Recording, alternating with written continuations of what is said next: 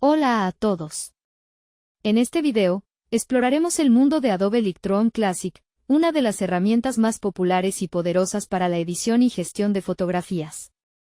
Revisaremos sus principales características, ventajas y desventajas, y mostraremos cómo realizar algunas operaciones básicas. ¿Están listos? Entonces comencemos. Adobe Lightroom Classic apareció por primera vez en 2007 y desde entonces se ha convertido en una herramienta esencial para fotógrafos profesionales y aficionados.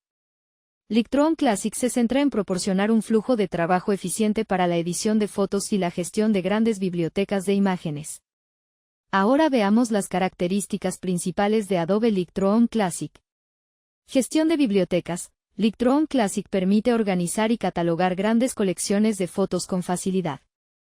Puedes añadir palabras clave, metadatos y clasificaciones para mantener tus imágenes organizadas.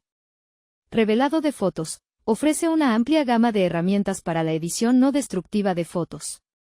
Puedes ajustar la exposición, el contraste, la saturación y mucho más. Presets y perfiles. Utiliza presets para aplicar ajustes predefinidos a tus fotos, lo que facilita la edición rápida y consistente. También puedes crear tus propios presets personalizados. Ahora hablemos de las ventajas de Adobe Lightroom Classic.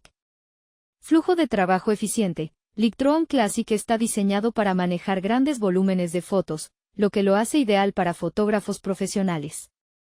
Edición no destructiva. Todos los ajustes se aplican de manera no destructiva, lo que significa que siempre puedes volver a la imagen original sin perder calidad. Interfaz intuitiva. La interfaz de usuario es fácil de navegar y personalizar, lo que facilita el acceso a las herramientas que más utilizas.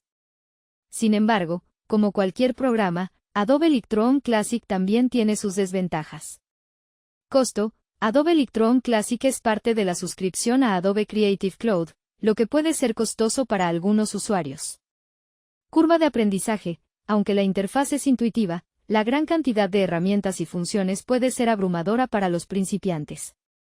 Requisitos de hardware. Para manejar grandes bibliotecas de fotos y realizar ediciones avanzadas, se necesita un equipo potente.